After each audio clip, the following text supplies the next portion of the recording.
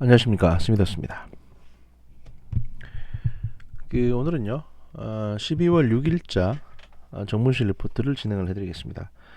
12월 5일 같은 경우는 제가 굉장히 업무가 많은, 보통 목요일이 그렇습니다. 목요일이 굉장히 제가 일이 많아가지고 목요일은 사실 업로드가 좀 힘들고요. 물론 이제 수요일날, 그 전날인 수요일날 충분히 준비를 해놓으면 사실 업로드가 그렇게 힘든 건 아니지만 어, 요즘 제가 이제 몸살이 걸려 있고, 또 이제 나이가 들다 보니까 이 새벽 한 3시가 넘어가면 떡실신을 하게 됩니다. 앉은 채로 잡니다. 거의. 그러다 보니까 밤에 뭔가 녹음하는 게 쉽지가 않다. 하여튼 뭐 그렇고요. 그래서 이제 지금 시간은요 12월 6일 새벽 3시 20분입니다. 지금까지 깨 있다가 제가 일단 녹음을 하고 자야 되겠다 싶어가지고 지금 녹음을 할 거고요. 오늘은 양이 좀 많습니다. 그래서 상당히 좀 쪼개가지고 아마, 그러니까 금요일 하루 종일 뭔가가 이제 올라갈 가능성이 높습니다. 일단 첫 번째 뉴스는요, 울산시장 선거 사건 뉴스입니다. 이게 상당히 이제 중대한, 제가 여러분이 좀 지겨울 수도 있는데 매일매일 새로운 뉴스들이 나오고 있고, 또 이 사건의 여파가, 검찰에서는 이 사건의 여파를 제2의 국정원 댓글 사건이다, 이 정도 수준으로 지금 보고 있습니다. 만약에 이제 전체 전모가 다 드러나게 된다면, 검찰이 예상하는 또는 이제 혐의가 의심되는 전체 전모가 다 드러나게 된다면, 단순히 울산시장 선거에만 한정되는 게 아니라 지금 창원이라든지 이런 관련 시장 선거 전체에 개입된 어떤 정황이 보이기 때문에, 이 전모가 드러나게 되면 그야말로 국기문란 사건이다, 이렇게 보여지기 때문에 뭐 뉴스들이 많이 나오고 있습니다. 그리고 이제 진보 언론이나 보수 언론이나 이렇게 편갈라서 지금 싸우는 게 아니라 대부분의 언론들이 이 사안의 중대성을 심각하게 인식을 하고 지금 파고 들어가고 있는 상황이고요. 또 얼마 전에 이제 PD 수첩, MBC PD 수첩이 왜 그런 짓을 했는지 모르겠는데, 얼마 전 MBC PD 수첩에서 이제 검찰 출입 기자에 대해서 한번 때렸죠. 커넥션이 있다는 식으로, 검찰과 검찰청 출입 기자들 사이에 특별한 커넥션이 있다는 형태로 이제 때렸는데, 이게 이제 법조 기자들을 좀 자극을 한 부분이 있습니다. 이러다 보니까 법조 기자들 전체가 다 들고 일어나가지고 뭐 검찰 편을 들다든지, 또는 이제 이 문제에 대해서는 청와대에 아주 엄정하게 이 사건 내용을 보도하겠다, 이런 취지로 지금 보도 내용이 쏟아지고 있는 것 같습니다. 그래서 이제 울산시장 선거 개입 사건, 일명 이제 청와대 하명 수사 의심 사건에 대해서 지금 나와 있는 어떤 추가적인 어떤 보도들을 좀 분석을 해드리려고 합니다.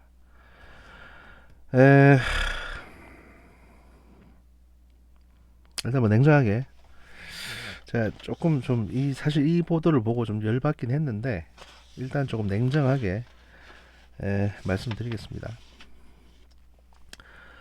고래고기와 청와대 선거 개입 사이에 낀 주검, 이게 고인을 말하는 거죠. 주검이라는 제목으로 나온 거고요.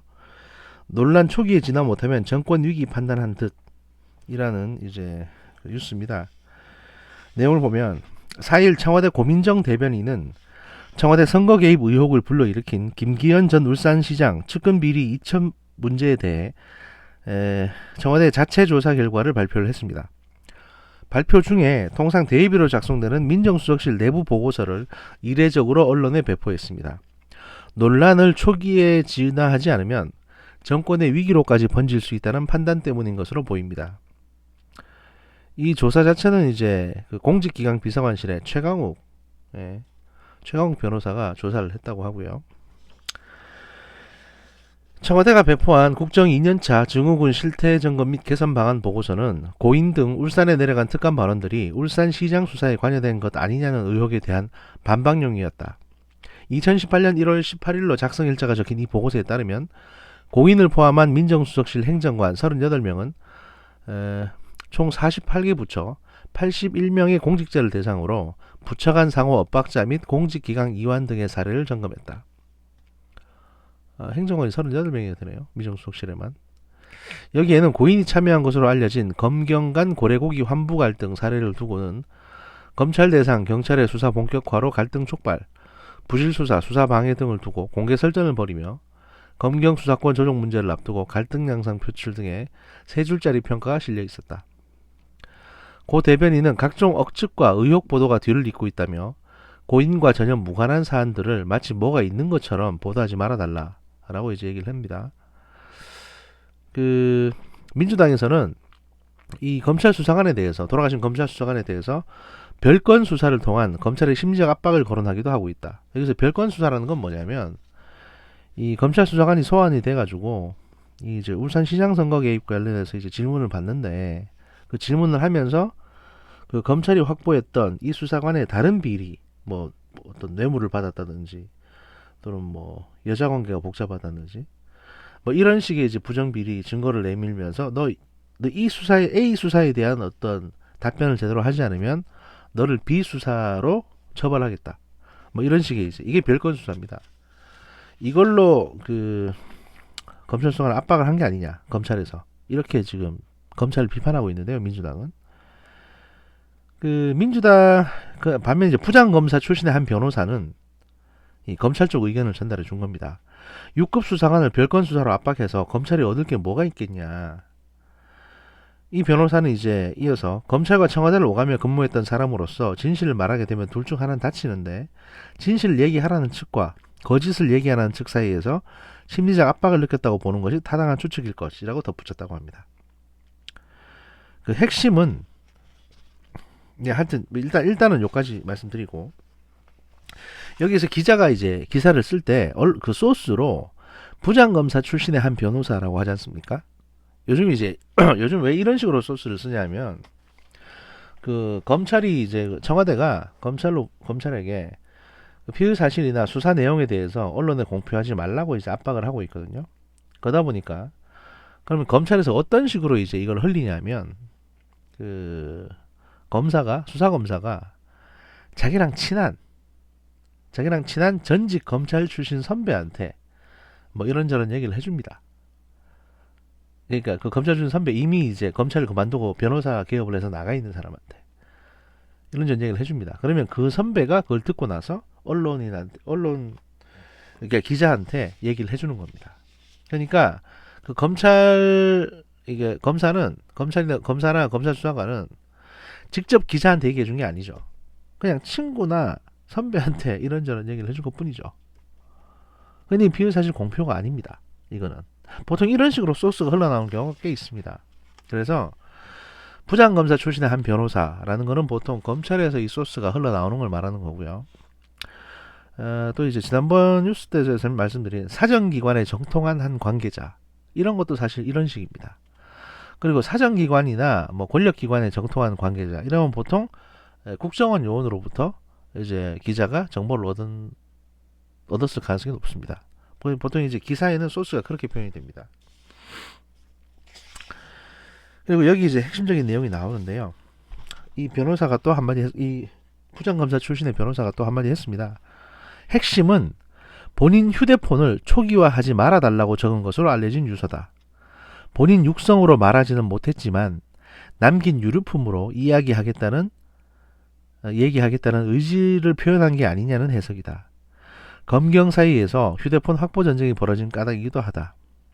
이렇게 얘기를 했습니다.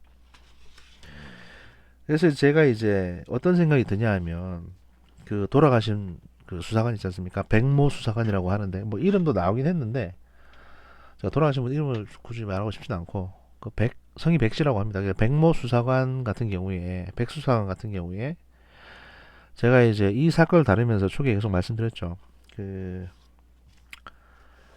어떻게든 이제 본인이 잘못한 거는 본인이 위법행위를 저지른 건 있는 것 같고 만약에 이제 사실을 얘기하게 되면 그러니까 일단 동부지검에 이제 올해 2월에 그 청와대를 나와가지고 원래는 원소속 기관이 이제 검찰청으로 다시 복귀합니다. 그래서 동부지검으로 배속이 되고요.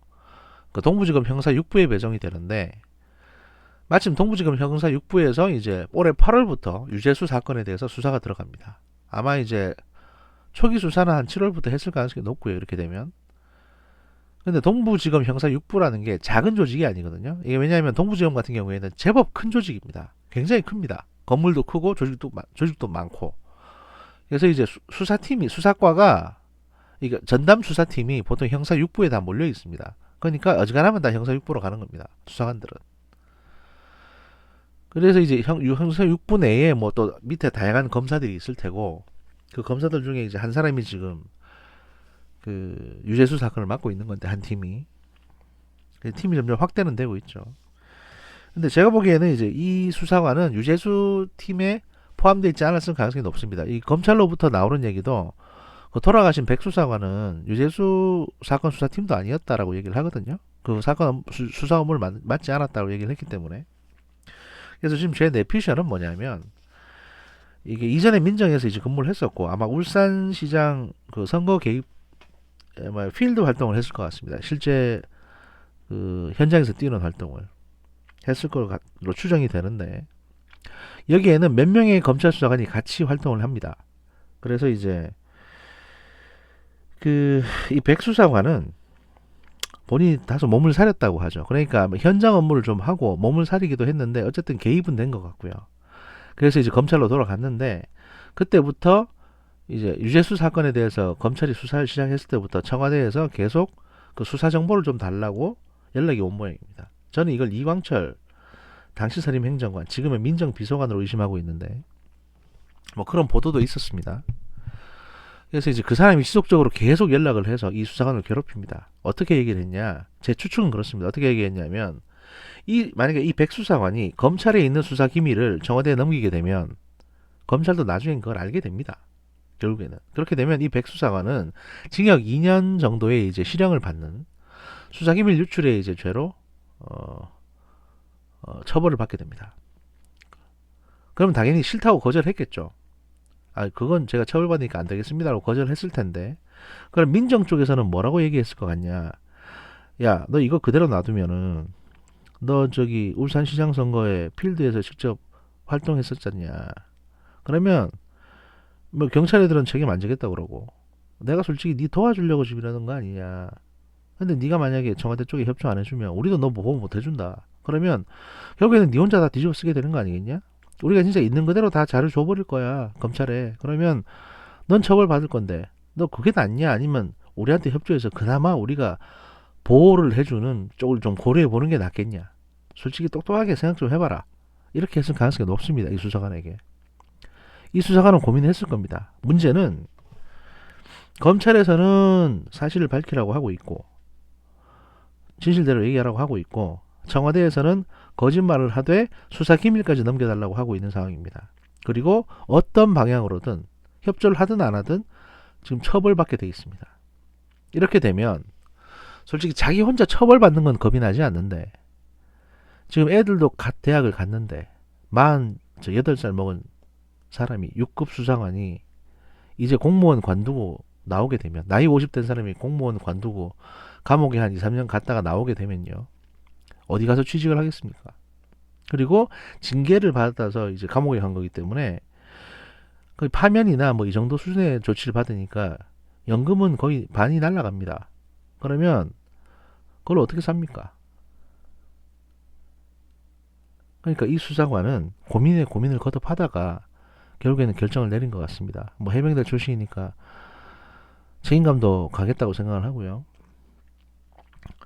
고민을 거듭하다가 내가 죽으면 이 백수사관 본인이 이 시점에서 지금 죽어버리면 본인은 당장 기소가 안 되고 수사를 안 받게 되니까 본인의 연금이나 이런 거는 남아서 가족에게 전달될 수 있죠.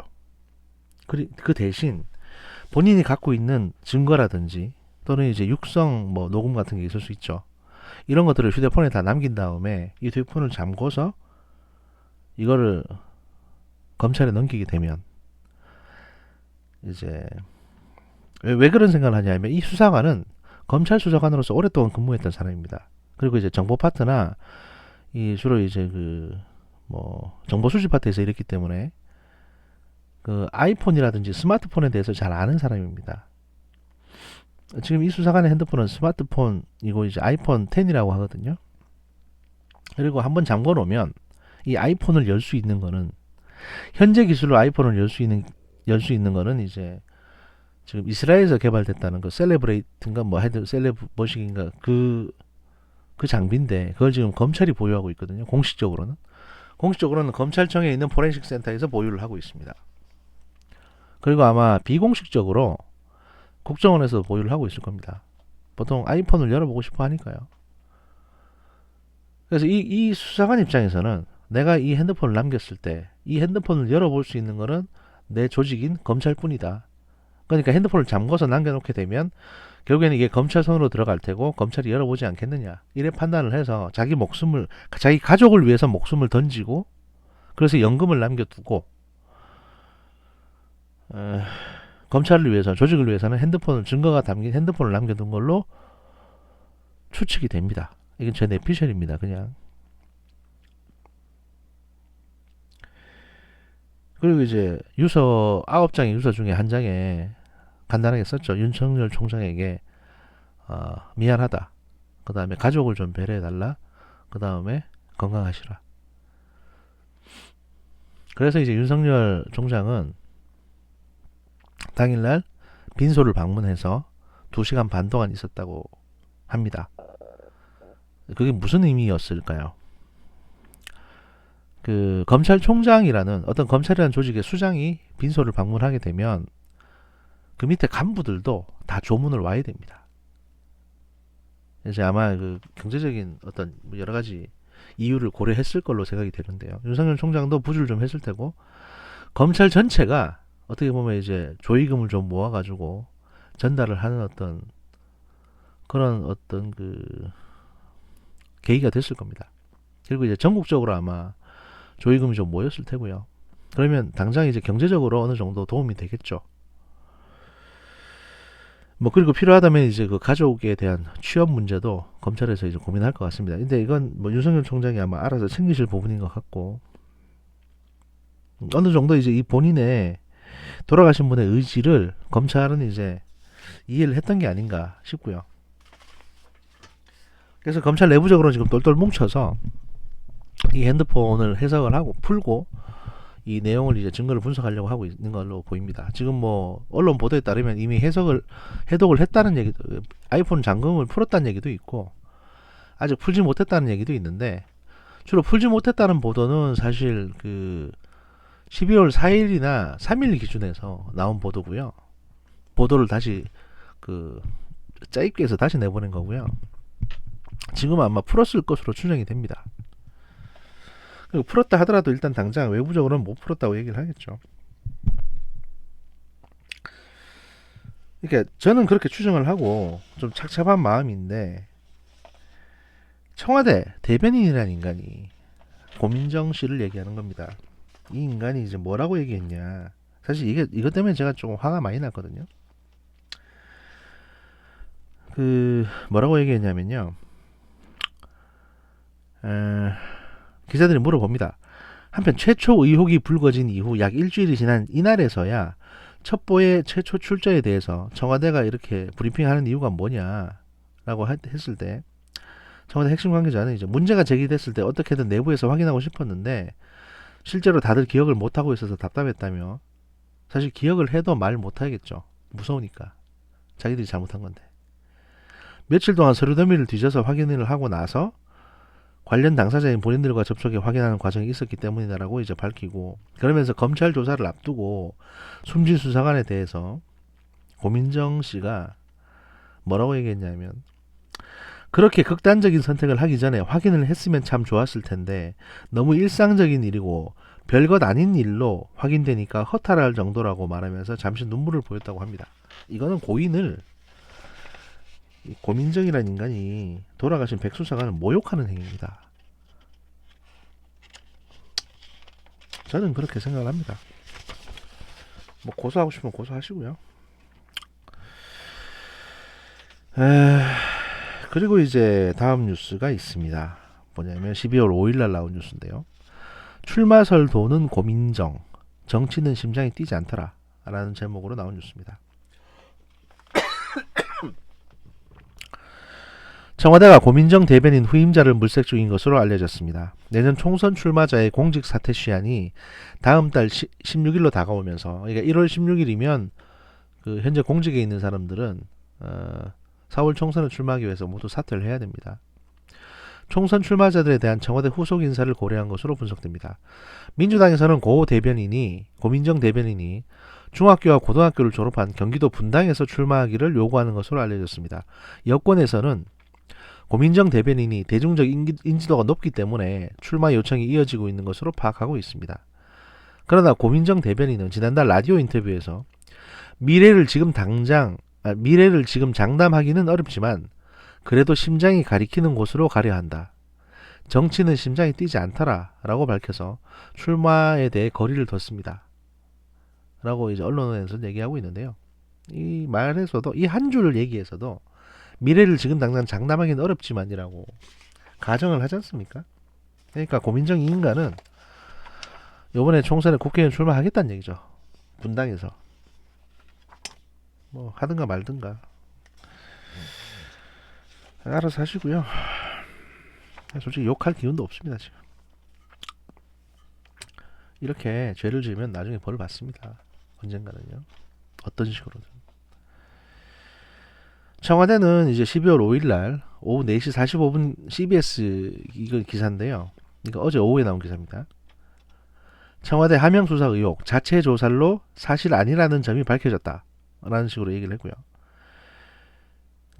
청와대는 이제 김기현 전 울산시장 측근 관련 비리 의혹 첩보에 대해 자체 진상조사를 통해 하명 수사 의혹은 사실이 아니라는 점이 밝혀졌다고 평가를 했습니다. 자평했죠.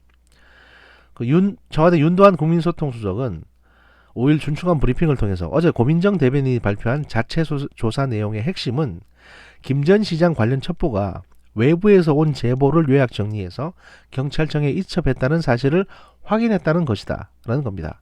누가 몰랐던 것도 아니고요. 이 제보가 어떻게 만들어졌는지가 중요한데 일단 이렇게 표면적으로 얘기를 하고 있고요. 청와대는 자체 진상조사를 벌이면서 제보자인 송병기 울산 부시장에게는 접촉하지 않았다고 합니다. 또 진상조사 내용은 있는 그대로 밝혔을 뿐 정무적 판단에 따라 내용을 숨긴 것은 없다고 단언했습니다. 청와대 고위 관계자는 전체를 있는 대로 밝히지 않고 불리할 것 같은 내용을 빼거나 더하면 진실성을 의심받게 된다며 문 대통령 밑에서 일하고 있는 참모들은 있는 그대로 조사된 대로 그대로 밝혀야 한다는 판단을 했다라고 전했다고 합니다. 이 개새끼들이 어디서 대통령 이름을 팔고 말이죠. 솔직히 대통령이 이거 시켰겠습니까? 이 새끼들이 알아서 잘 보이려고 한 거지. 근데 자기들이 제대로 조사도 못했으면서 자기들이 한 범죄 행위를 스스로 조사했다는데 제대로 됐겠습니까, 조사가? 그런데도 그거 해명하려고 또 대통령 이름을 팔고 있지 않습니까? 문재인 대통령 밑에서 일하는 사람들은 다 정직하다. 그렇게 정직했으면 조국이나 유재수나 또는 뭐 그 버닝썬의 윤총경이나 또 저기 뭡니까 또 하여튼 이런 쓰레기 같은 인간들이 그렇게들 수사를 받겠습니까? 하지만 여러분이 판단을 하시고요. 저는 여러분의 판단을 대신 해드리지 않겠다고 약속을 했기 때문에 일단 팩트만 전하겠습니다. 아울러 윤수석은 이광철 민정비서관이 고인이 된 동부지검 수사관에게 유재수 전 부산시 경제부시장 관련 수사 정보를 집요하게 요구했다는 보도나 김기현 전 시장 관련 첩보 속에 야당 의원 4명의 이름이 포함됐다는 보도를 모두 부인했다고 합니다. 근거 없는 주장이라는 건데요. 검찰에서 이 앞선 보도들에 관한 어느 정도의 이제 정황 증거를 확보를 했기 때문에 이런 보도들이 나오고 있거든요. 그러니까 청와대는 지금 계속 이제 우리는 몰랐다. 지금 우리가 아는 건 별로 없다. 그런 식으로 이제 그러면서도 의혹만 계속 부인하고 있죠. 그런 식입니다. 근데 이제 그러면 여러분 한 가지 의문이 드실 겁니다. 청와대는 그러면 왜 이러고 있느냐? 그러니까 하루가 지나면 언론이나 검찰에서 이게 틀렸다는 게 나오고 있는데 청와대는 마치 그걸 무시한다는 듯이 본인들만의 어떤 시나리오를 짜가지고 이게 사실이라는 식으로 계속 말을 하고 있습니다. 대외적으로. 이건 왜 이럴까요? 얘들이 멍청해서? 아니면 뻔뻔해서? 아닙니다. 제가 보기에는 지금 검찰에 애원하고 있는 겁니다. 그러니까 검찰에 계속 수사 가이드라인을 주고 있는 겁니다. 뭐냐면 야 제발 부탁인데 우리가 말한 대로 시나리오를 좀 맞춰달라. 수사 결과를 좀 맞춰주라. 제발 부탁이다. 이렇게 해주라는 식으로 울부짖고 있는 거죠. 그런데 검찰은 그럴 생각이 없는 것 같습니다. 있는 그대로 다 밝혀야 된다는 입장입니다. 왜 검찰이 이런 입장을 갖고 있느냐에 대해서는 잠시 후 말씀드릴 2부에서 다시 말씀드리겠습니다.